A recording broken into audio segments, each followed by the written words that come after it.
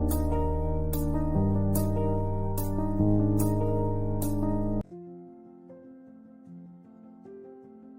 के शुरुआत में हम देखते हैं लिन मो को, जो कह रहा होता है, क्या तुमने कभी अपनी माँ की मौत अपनी आंखों के सामने होते हुए देखा है?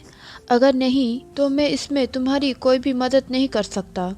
अगर तुम्हारी फीलिंग्स उससे अलग है, उसे प्यार करने की कोशिश मत करो, क्योंकि तुम उसके लायक नहीं हो। तुम्हारी फैंसी आउटफिट और तुम्हारी चीप वॉचेस उसका दिल नहीं जीत सकती, और रोशनी कभी भी अंधेरे को पीछे नहीं धकेल सकता, और अंधेरा ही अंधेरे को सहता है। और तुम भोले बनने की एक्टिंग मत करो। और मैं भी लिनमो का यहाँ पे ये कहने का मतलब है कि मैं और वांग जुन एक ही चीज से गुजरे हैं, इस वजह से हम दोनों एक जैसे हैं। और फिर हम देखते हैं मिन को, जो अपने मन में सोच रहा होता है, पास्ट में उसके साथ इतना कुछ हुआ तो क्या वो नॉर्मली ग्रो कर सकता है? क्या मैं उसे कम सोच रहा हूँ? और फिर उसे याद आता है कि लिनमो ने उसे कहा था, तुम उसका साथ नहीं दे सकते पर मैं दे सकता हूँ। और फिर मिन अपने मन में चिल्लाता है, वो गुस्से से कहता है, उसकी हिम्मत कैसे हुई मेरे वॉच को चिप कहने की? उसने सच में मुझे गुस्सा दिला दिया। वांग जुन उसी की तरफ देख रहा होता है। वो कहता है, क्या तुम्हें मुझे कुछ भी नहीं कहना? मिन अपने मन में सोचता है, मुझे इसे कहना पड़ेगा कि लिनमो कितना ज्यादा डेंजरस है।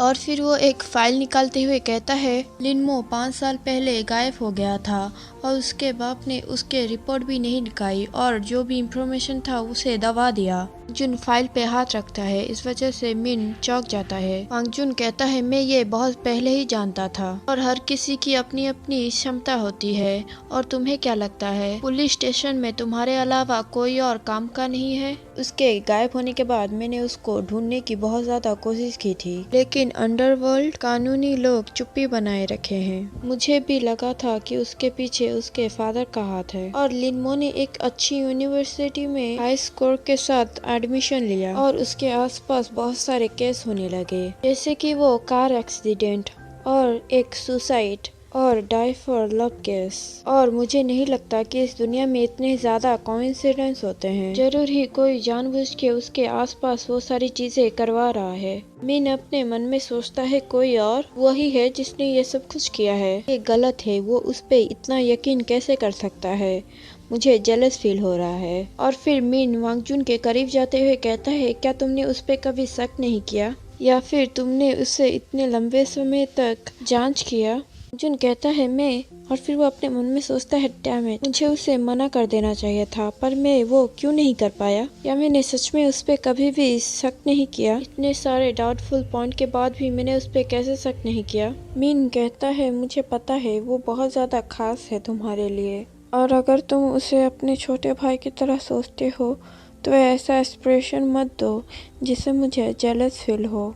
वांग जुन उसका हाथ अपने चेहरे से हटाते हुए कहता है, तुम मेरे साथ वैसा मत करो जैसा तुम दूसरी लड़कियों के साथ बर्ताव करते हो। मैं भी एक आदमी हूँ। तुम्हारी इस तरह की बातें सुन के मेरे रोंगटे खड़े हो जाते हैं, और तुम मेरे टाइप के नहीं हो।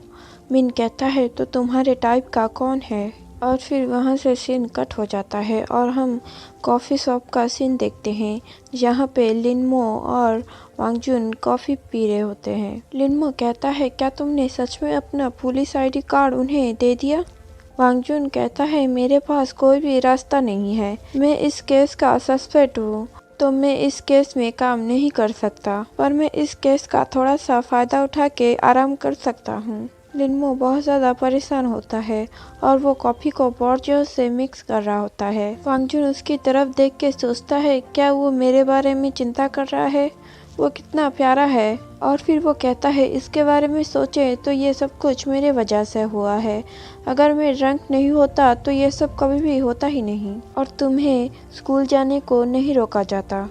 बस तुम मुझ पे गुस्सा मत करना प्लीज। लिनमो अपने सिर को हिलाते हुए कहता है, नहीं, बिल्कुल भी नहीं। मैं तुम पे गुस्सा कैसे कर सकता हूँ? और तुम इस केस को जरूर ही खुद हैंडल करना चाहते हो, है ना? हालांकि ऐसा लगता है जैसे तुम्हें इससे कोई फर्क नहीं पड़ता, फिर भी तुम निराश दिख रहे हो। वांग जुन अपने मन में सोचता है, क्या उसने ये सब कुछ नोटिस किया?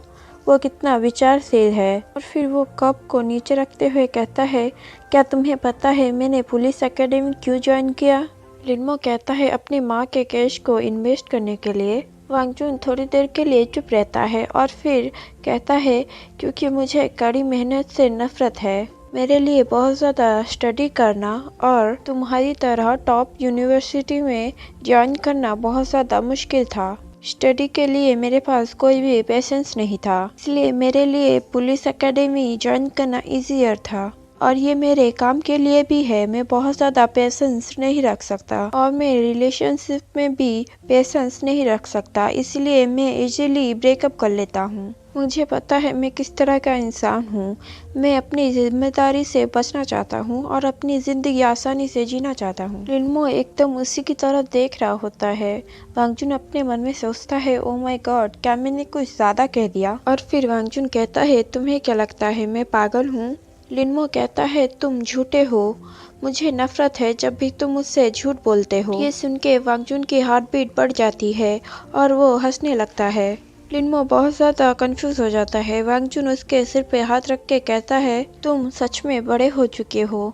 तुमने अपने बचपन में कभी भी ये नहीं कहा था कि तुम किसी चीज़ को नफरत करते हो। लिनमो थोड़ी देर के लिए चुप रहता है और फिर वांगजुन का हाथ लेके अपने चेहरे पे फिराने लगता है। वो उसके हाथ को लेके अपने चेहरे पे रखता है और कहता है, तो मैं तुम्हें कैसे पसंद हूँ, जैसा मैं बचपन में था या फिर मैं जैसा अभी हूँ? वांगजुन अपने मन में सोचता है, वो कब से इतना चार्मिंग हो गया। डैम इट, मेरा दिल इतने जोर से क्यों धड़क रहा है? और फिर वो अपने हाथ को पीछे लेते हुए कहता है, तुम बेवकूफ़ लड़के, तुम मेरे भाई हो, बेशक मैं तुमसे प्यार करता हूँ। लिनमो कहता है, तो क्या तुम मुझे डेट करना चाहोगे?